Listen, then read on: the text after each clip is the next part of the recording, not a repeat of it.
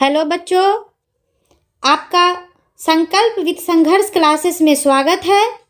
संघर्ष आपका, संकल्प हमारा, इसी लक्ष्य को लेके हम लोग आगे की तरफ बढ़ रहे हैं। वर्तमान में मैं आपको इंटरमीडिएट परीक्षा का जो मॉडल क्वेश्चन आया है उसी के बारे में डिस्कस करने के लिए यहाँ उपस्थित हुई हूँ। ये इंटरमीडिएट परीक्षा 2026 का मॉडल क्वेश्चन है +2 के लिए, यानी कि 12th के विद्यार्थियों के लिए, और उसमें भी आर्ट्स के बच्चों के लिए हिस्ट्री सब्जेक्ट का मैं मॉडल क्वेश्चन लेके आई हूँ। यह 100 प्रश्नों का एक सेट है, क्योंकि ये बिहार गवर्नमेंट के द्वारा जारी किया गया प्रश्नों की श्रृंखलाओं में से हिस्ट्री का एक श्रृंखला है। अगर आप इसे बना के जाइएगा, निसंदेह इसमें से क्वेश्चन आपको मिलते चला जाएगा, तो इसलिए आपको इसे को पढ़ना जरूरी है। चलिए अब हम प्रश्नों को विषयवार देखते हैं। सबसे फर्स्ट क्वेश्चन है, मोहनजोदड़ो का उत्खनन किसने किया था? आंसर है D, Rakhaldas Banerjee. Question number 2, हल से जुते खेत के साक्ष्य किस हड़प्पा स्थल से मिले हैं? आंसर 2 का आंसर हो जाएगा सी, कालीबंगन। तीसरा नंबर क्वेश्चन, हड़प्पाई मुहर मुक्ता किससे बनी थी? आंसर हो जाएगा बी, सेल खड़ी पत्थर से।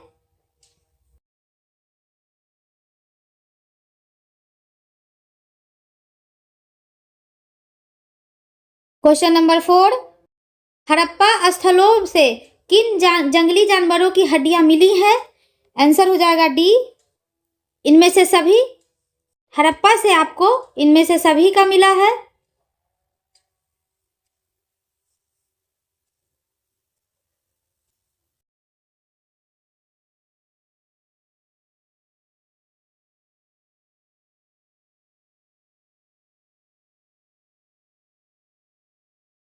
क्वेश्चन नंबर 5,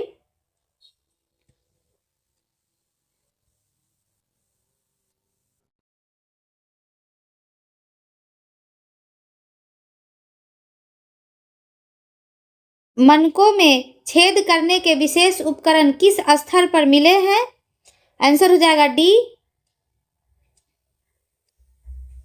इनमें से सभी। धौलावीरा से भी, लोथल से भी, चौंद्रो से भी, इन सभी जगहों से मिला है। क्वेश्चन नंबर 6, मेसोपोटामिया के लेख में वर्णित हाजा पक्षी का संबंध किस स्थान से है? हाजा पक्षी के बारे में बोल रहा है। बी हो जाएगा मेलुहा, ये मेलुहा से संबंधित है। नेक्स्ट, हड़प्पा किस नदी के किनारे स्थित है? आंसर हो जाएगा डी, रावी नदी। क्वेश्चन नंबर 8, भारतीय पुरातत्व का पिता किसे कहा जाता है? आंसर ए, कनिंघम को। ये बहुत ही हिट क्वेश्चन है कि कनिंघम को भारतीय पुरातत्व का पिता कहा जाता है। क्वेश्चन नंबर 9, 1830 के दशक में ब्राह्मी और खरोष्टी लिपि का अर्थ किसने निकाला? आंसर हो जाएगा आपका ए, जेम्स प्रिंसेप।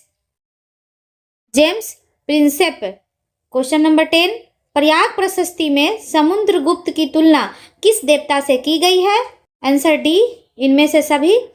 कुबेर से, वरुण से, इंद्र से, यानी कि प्रयाग प्रशस्ति में तीनों से हुआ है। क्वेश्चन नंबर 11, मौर्य काल सुदर्शन झील का निर्माण किस काल में हुआ है? आंसर हो जाएगा ए, मौर्य काल। क्वेश्चन नंबर 12, तमिल संगम साहित्य में उल्वर किसे कहा जाता था?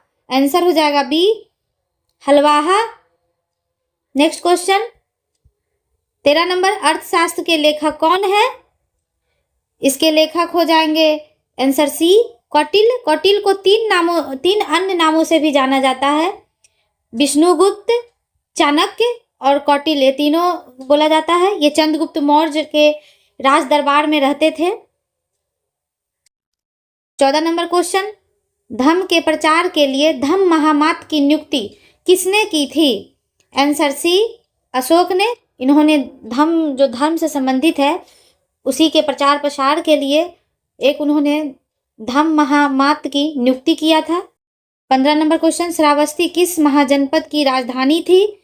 आंसर हो जाएगा बी, कोशल की राजधानी थी आपको श्रावस्ती।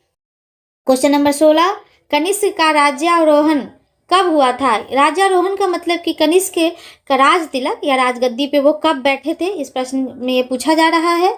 16 का आंसर ए है 78 ईस्वी में। क्वेश्चन नंबर 17, पाणिनि ने किस व्याकरण ग्रंथ की रचना की है? आंसर हो जाएगा बी, अष्टाध्यायी। संस्कृत व्याकरण है अष्टाध्यायी और इसके रचयिता जो है वो पाणिनि है। क्वेश्चन नंबर 18, कुंतियो निषादी के लेखक कौन है? आंसर बी, महाश्वेता देवी। क्वेश्चन नंबर 19, हिडिंबा किसकी पत्नी थी? आंसर हो जाएगा आपको 19 का बी, भीम की पत्नी थी। और भीम और हिडिंबा, हिडिंबा उनकी पत्नी थी। उन दोनों के पुत्र का नाम जो था वो घटोचक था। महाभारत में बहुत ही ये प्रिय है पात्र। क्वेश्चन नंबर 20, पुरुष सूक्त किस वेद का हिस्सा है? ऋग्वेद का पुरुष सूक्त हिस्सा है। क्वेश्चन नंबर 21, जरथुशस्त्र कहाँ के चिंतक थे? आंसर हो जाएगा ए, ईरान के। क्वेश्चन नंबर 22, बौद्ध ग्रंथों में हमें कितने संप्रदायों या चिंतन परंपराओं का उल्लेख मिलता है? आंसर हो जाएगा डी, 64। नेक्स्ट 23 नंबर, बुद्ध की शिक्षाएं किस पीटक में रखी गई थी? आंसर हो जाएगा आपका 23 का सी, सुत पीटक। क्वेश्चन नंबर 24, अजीत केसक बलीन किस धर्म या संप्रदाय से संबंधित थे? क्वेश्चन नंबर 24 का आंसर ए है, आजीवक संप्रदाय से। नेक्स्ट क्वेश्चन नंबर 25, बुद्ध की मृत्यु कहाँ हुई? आंसर हो जाएगा डी, कुशीनगर में। क्वेश्चन नंबर 26, बुद्ध के बचपन का नाम क्या था? Answer A, Siddharth. Question number 27, किसके कहने पर बुद्ध ने संघ में महिलाओं को प्रवेश करने की अनुमति दी? आंसर हो जाएगा ए, आनंद के कहने पे। 28 नंबर क्वेश्चन, कलकत्ता में इंडियन म्यूजियम की स्थापना कब हुई? आंसर ए, 1814 ईस्वी में। क्वेश्चन नंबर 29, अशोक के आदेश से किस संप्रदाय के संतों के लिए बराबर की गुफाएं बनाई गई थी? आंसर ए, लोकायत संप्रदाय। क्वेश्चन नंबर 30, किताबुल हिंद में कितने अध्याय हैं? 30 का आंसर हो जाएगा डी, 80। इसमें 80 अध्याय है। 31 नंबर क्वेश्चन, फारसी और अरबी भाषा के अलावा अलबरूनी को किस भाषा का ज्ञान था? डी, इनमें से सभी। अलबरूनी जो थे उनको सीरियाई का भी ज्ञान था, हिब्रू को भी ज्ञान था और संस्कृत का भी ज्ञान था, तो उन्हें सभी का होगा इसका answer. Next question 32 number, Ibn Battuta, इसको कहीं कहीं पे इब्न बतूता भी कह दिया जाता है, तो इब्न बतूता या इब्न बतूता किसके शासनकाल में भारत आया? आंसर हो जाएगा आपका 32 का बी, मुहम्मद बिन तुगलक। शॉर्ट फॉर्म में इसे MBT याद रखिएगा, क्योंकि MBT का पुस्तक जारी होता है, तो आपके लिए एक ट्रिक है कि मुहम्मद बिन तुगलक के समय में इब्न बतूता भारत आया था। नेक्स्ट क्वेश्चन 33 नंबर, फ्रांसीसी जौहरी जियो बैप्टिस्ट टैवर्नियर ने कितनी बार भारत की यात्रा की? आंसर सी, 6 बार उन्होंने भारत की यात्रा की। क्वेश्चन नंबर 34, फ्रांसवा बर्नियर कितने वर्षों तक भारत में रहा? आंसर हो जाएगा बी, 6 वर्षों तक। नेक्स्ट क्वेश्चन 35 नंबर, जगन्नाथ मंदिर कहाँ स्थित है? आंसर हो जाएगा भुवनेश्वर, पुरी, कटक, मथुरा। तो आंसर हो जाएगा आपका 35 का ए, पुरी में। आप कंफ्यूज नहीं कीजिएगा, कटक, पुरी और भुवनेश्वर तीनों उड़ीसा में ही स्थित है, लेकिन उड़ीसा के पुरी के भगवान जगन्नाथ बहुत प्रसिद्ध हैं और ये भगवान श्री कृष्ण का मंदिर है। इसमें भगवान श्री कृष्ण, उनके बड़े भाई बलराम या बलभद्र के नाम से जो प्रसिद्ध है, उनकी मूर्ति है और उनकी बहन सुभद्रा जी की मूर्ति है। और आपको जान के हर्ष होगा कि ये तीनों मूर्तियां काष्ठ निर्मित मूर्ति है, यानी कि काठ की बनी हुई है, लकड़ी की बनी हुई है। नेक्स्ट क्वेश्चन 36 नंबर, अलवार किस देवता के उपासना करते थे? आंसर डी, विष्णु के।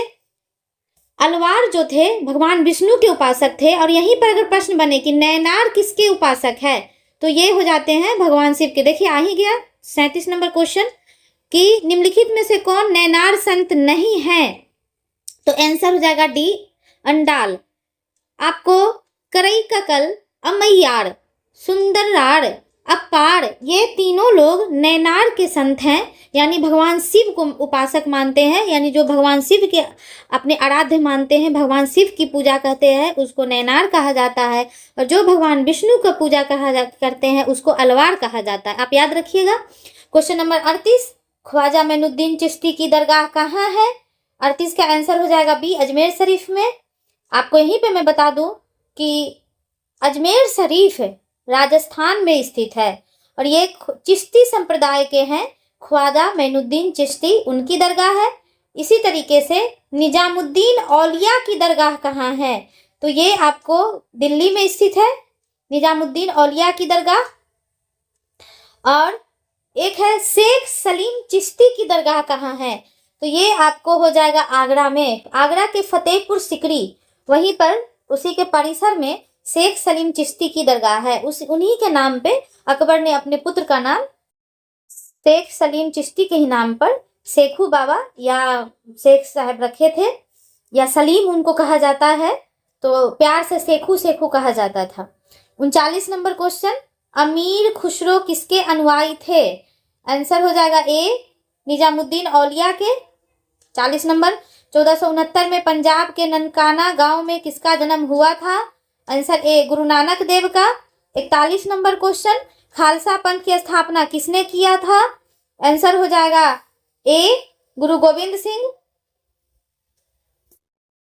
नेक्स्ट क्वेश्चन 42 नंबर, सूफी संतों के लिखे हुए पत्रों का संकलन क्या कहलाता है? आंसर हो जाएगा सी, मकतूबात। 42 नंबर का हो गया। 43 नंबर, 1800 ईस्वी में हम्पी के भग्नावशेष की खोज किसने की? तो आंसर हो जाएगा ए, कर्नल कॉलिन मैकेंजी। ये हम्पी की बात कर रहा है, हम्पी साउथ इंडिया में है। क्वेश्चन नंबर 44, दक्षिण भारतीय मंदिरों में भव्य गोपुरम को जोड़ने का श्रेय किसे जाता है? आंसर हो जाएगा 44 का डी, कृष्णदेव राय को। अब यहीं पे मैं बता दूं गोपुरम क्या होता है। दक्षिण, चूंकि ये चित्रकला से यानी कि वास्तुकला से निर्दिष्ट इस प्रश्न को बनाया गया है। वास्तुकला में साउथ इंडिया में, दक्षिण भारत में जो मंदिर पाए जाते हैं, जिस शैली में निर्मित है उसको कहा जाता है द्रविड़ शैली। उसमें विशाल गोपुरम होते हैं और गोपुरम जो है दरवाजा को कहा जाता है। हम लोग जो वर्तमान में दरवाजा बनाते हैं, तो आप लोग जैसे मेन डोर पे बड़ा सा ग्रिल लगाते हैं, वैसे ही दक्षिण भारतीय शैली में जब आप गोपुरम देखिएगा तो उनका गेट ही बहुत विशाल है। जैसे आप कभी यूट्यूब पे सर्च करके मदुरई का मीनाक्षी मंदिर को देखिए, इतना भव्यता लिए हुए है और सुशोभित है अलंकरण से, तो देख सकते हैं। 45 नंबर क्वेश्चन देखिए, निकोलो दे कांति किस देश का व्यापारी था? आंसर हो जाएगा सी, इटली का रहने वाला था। नेक्स्ट क्वेश्चन 46 नंबर, बहमनी राज्य की स्थापना कब हुई है? आंसर हो जाएगा सी, 1347 ईस्वी में।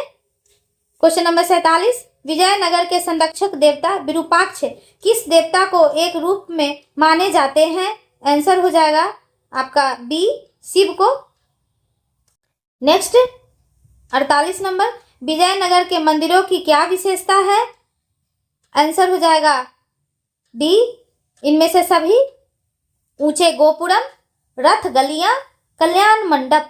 अब आपको बता दूं, दक्षिण भारत के जो द्रविड़ शैली में मैंने पहले चर्चा किया, आपको हम इजी फॉर्म में जोड़कर बता रहे हैं कि क्या होता है गोपुरम, रथ गलियां और कल्याण मंडप। गोपुरम तो बता ही दिए, दरवाजा, एंट्री गेट एक तरीके से। अब है रथ गलियां, तो हमारे यहाँ जो बरामदा होता है, एक पैसेज, गलियारा, उसी को रथ गलिया कहते हैं। और थोड़ा सा उस गली से क्रॉस करके, उस पैसेज से क्रॉस करके आगे जाइएगा तो एक कल्याण मंडपम बना है, और उसके आगे जाने के बाद आपको हॉल जिसको कह सकते हैं, और उसके आगे जाने के बाद भगवान का गर्भगृह है। और दक्षिण भारतीय शैली में जो गर्भगृह बनाया जाता था वो बहुत ही छोटा बनाया जाता था, उसके गेट जो है वो बहुत छोटा होता था। उसका एक निर्दिष्ट मानक था कि जब भी हम भगवान के गर्भगृह में प्रवेश करें तो हमारा सर हमेशा झुका हुआ हो, और हमेशा सर झुका के हम भगवान के चरणों को तरफ देखते हुए उस गर्भगृह में प्रवेश करें। 49 नंबर क्वेश्चन, कृष्णदेव राय के कद काठी का वर्णन किस विदेशी यात्री ने किया है? आंसर हो जाएगा B, Domingo Paes. 50 number question, Hampi के यूनेस्को के द्वारा विश्व पुरातत्व स्थल कब घोषित किया गया? आंसर हो जाएगा 50 का सी, 1986 ईस्वी में। अब आ जाता है यूनेस्को क्या है। तो यूनेस्को जो है वर्ल्ड की एक संस्था है और ये आपको पुरातत्व स्थलों को संरक्षण करने के लिए और संरक्षण के साथ साथ उसका अपना एक सांस्कृतिक पहचान बनाए रखे, वो हमारे एक विरासत स्थल के रूप में हो, इसके लिए समय समय पर वो सभी देशों का जगह को, कुछ हेरिटेज साइट को शामिल करते रहती है। तो उसी में से आया हम्पी के बारे में पूछा जा रहा है, तो ये 1986 में शामिल हुआ था। नेक्स्ट 51 नंबर क्वेश्चन देखिए, दूसरे गांव में ठेके पर खेती करने वाले खेतिहर को क्या कहते हैं, क्या कहलाते थे, पूछ रहा है। तो 51 नंबर के क्वेश्चन का आंसर हो जाएगा बी, पाही कास्ट। 52 नंबर, आलू, टमाटर और मिर्च भारत में कब से उपजाए जाते हैं? आंसर डी हो जाएगा 17वीं शताब्दी से। क्वेश्चन नंबर 53, उस भूमि को क्या कहा जाता था जो कभी खाली नहीं छोड़ी जाती थी? उसका आंसर हो जाएगा ए, पोलज भूमि। आज खाली नहीं छोड़ी जाती थी पूछा जा रहा है, और जो खाली छोड़ा जाता है आज भी आप लोग को पता होगा, पड़ती भूमि। और जो खाली कभी नहीं छोड़ा जाता था उस पर सालों भर कृषि कार्य होते रहते थे, उसको क्या कहते हैं? तो पोलज भूमि। 54 नंबर क्वेश्चन, जोवानन्नी कारेरी किस देश का यात्री था? आंसर हो जाएगा सी, इटली का यात्री था। नेक्स्ट 55 नंबर क्वेश्चन, अकबरनामा का कौन सा भाग आईने अकबरी के नाम से जाना जाता है? आंसर हो जाएगा सी, तीसरा भाग को हम आईने अकबरी कहते हैं। 56 नंबर, अकबर का वित्त मंत्री कौन था? आंसर हो जाएगा बी, टोडरमल। आपको पता होना चाहिए कि टोडरमल ने ही अकबर के वित्त मंत्री के रूप में कार्य किया और एक धर्मशाला व्यवस्था शुरू किए थे। 57 नंबर, अकबर की मृत्यु कब हुई है? सी, 1605 ईस्वी में। 58 नंबर क्वेश्चन, पानीपत की तीसरी लड़ाई में मराठों को किसने हराया? तो आंसर हो जाएगा बी, अहमद शाह अब्दाली, इसी ने हराया था। पानीपत के 3 लड़ाई हुए थे, पहला हुआ था आपको बाबर इब्राहिम लोदी के बीच में, दूसरा हुआ था आपको अकबर और हेमू के बीच में, और तीसरा मराठों के बीच में और अहमद शाह अब्दाली के बीच में हुआ था। चलिए 59 नंबर, औरंगजेब कब गद्दी पर बैठा? 59 का आंसर हो गया सी, 1658 ईस्वी। 60 नंबर क्वेश्चन, भारत का अंतिम मुगल बादशाह कौन था? आंसर हो जाएगा ए, बहादुर शाह जफर। मुगल इतिहास को जब हम पोस्ट और प्री मुगल में बांटते हैं तो प्री मुगल का अगर पूछे यानी पहले का तो औरंगजेब हो जाता है, 1707 तक उनकी मृत्यु हो गई थी। उसके बाद तो जब है वो पोस्ट मुगल में आते हैं, तो उनमें जो थे सबसे अंतिम मुगल बादशाह वो बहादुर शाह जफर थे। 61 नंबर क्वेश्चन, अस्थाई बंदोबस्त में भू राजस्व का संग्राहक कौन होता था? आंसर बी, जमींदार होते थे। अस्थाई बंदोबस्ती में 3 तरह की व्यवस्था लागू थी, जमींदारी, माहलवाड़ी। तो उसी में से जमींदारी व्यवस्था की जो बात की जा रही है उसमें जो अस्थाई बंदोबस्त में से जो जमींदारी व्यवस्था थी उसमें जमींदार स्वयं भू राजस्व का संग्रह करते थे। इसे सूर्यास्त कानून भी कहा जाता था, सूर्य अस्त होने से पहले जाके अंग्रेजों को वो सौंप देते थे। नेक्स्ट 62 नंबर क्वेश्चन, अमेरिकी स्वतंत्रता संग्राम के दौरान ब्रिटिश सेना का कमांडर कौन था जो बाद में बंगाल का गवर्नर जनरल बना? आंसर हो जाएगा ए, कॉर्नवालिस। नेक्स्ट 63 नंबर, बर्धमान के किस राजा ने संथाल विद्रोह और 1857 के विद्रोह के समय अंग्रेजों की मदद की? आंसर हो जाएगा बी, मेहताब चंद। 64 नंबर, संथाल किसे दिक्कू कहते थे? आंसर ए, जमींदार को।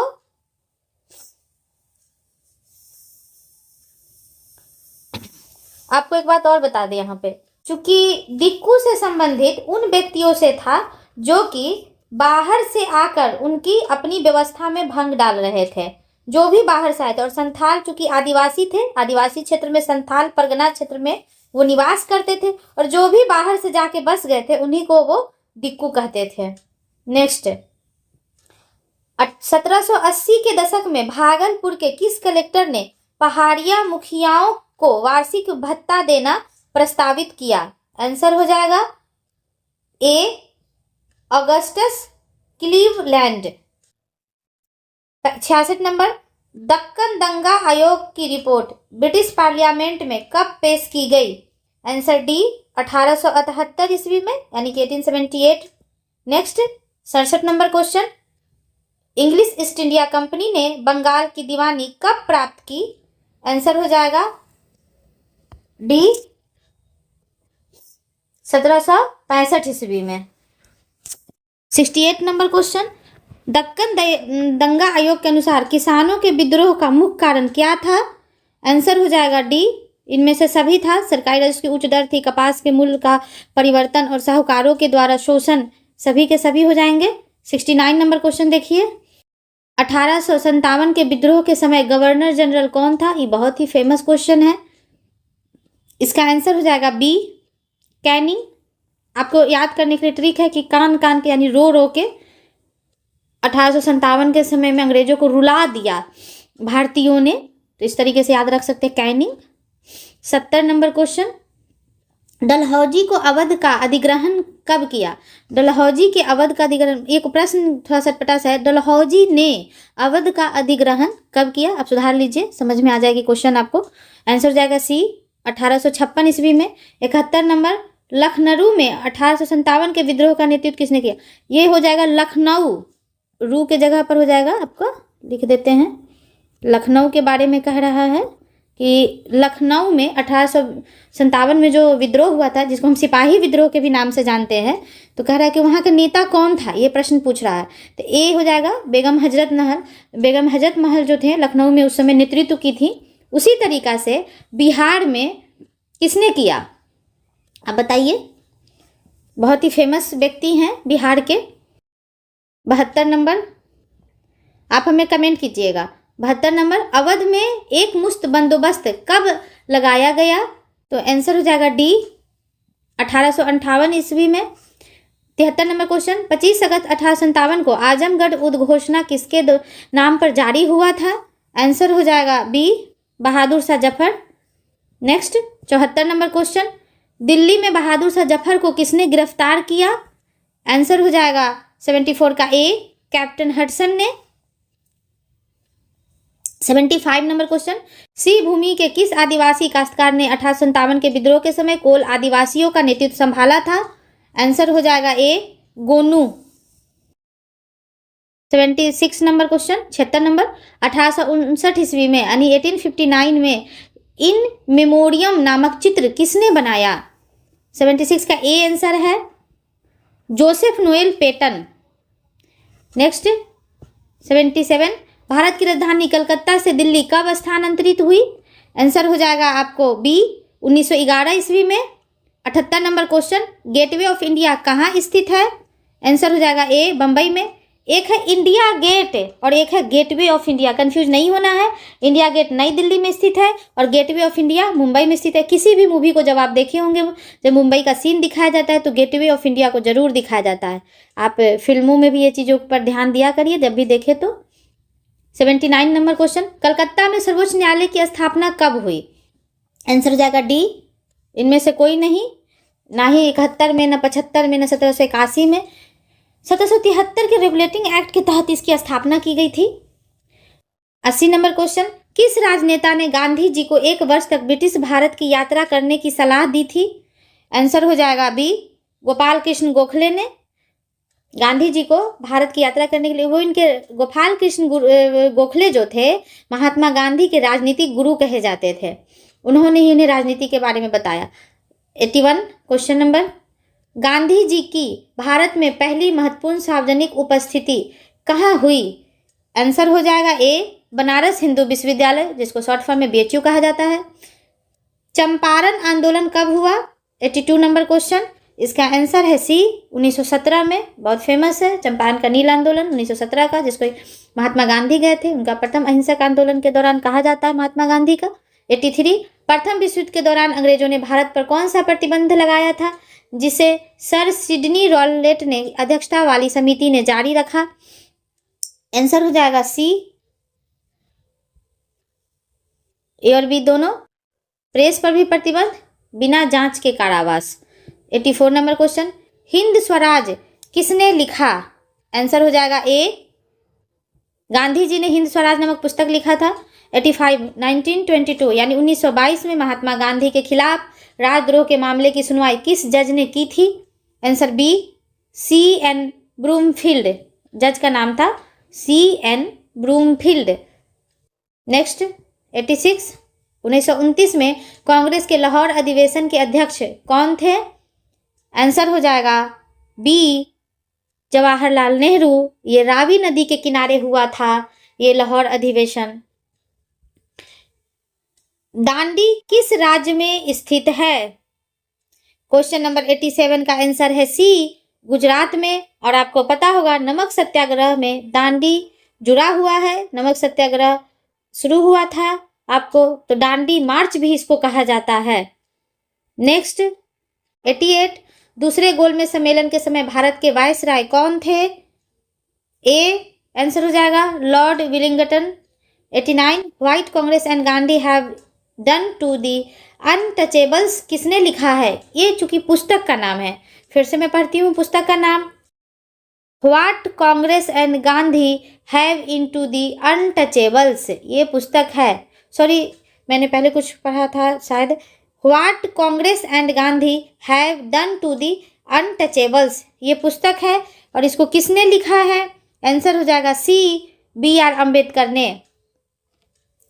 नेक्स्ट 19 नंबर क्वेश्चन, जब एक पूरा राष्ट्र उठ खड़ा होता है और आगे बढ़ने लगता है तो उसे नेता की जरूरत नहीं रह जाती, यह उक्ति किसकी है? उक्ति का मतलब यहाँ पर आपको बता दूं कि ये जो कथन है, ये स्टेटमेंट, ये किसने दिया है? आंसर हो जाएगा गांधी जी, बी। यानी गांधी जी ने ही कहा था कि जब एक राष्ट्र उठ खड़ा होता है तो उसको आगे बढ़ने के लिए किसी भी नेता की आवश्यकता नहीं पड़ती है। 91 स्वराज पार्टी के संस्थापक कौन थे? आंसर हो जाएगा सी, मोतीलाल नेहरू, चित्तरंजन दास, दोनों ने मिलकर कांग्रेस के ही भीतर स्वराज पार्टी का गठन किया। भगत सिंह को फांसी कब दी गई? 92 नंबर क्वेश्चन का आंसर हो जाएगा बी, 1931 में भगत सिंह को फांसी दी गई। 93 नंबर क्वेश्चन, निम्नलिखित में से कौन कैबिनेट मिशन का सदस्य नहीं था? आंसर हो जाएगा डी, माउंटबेटन।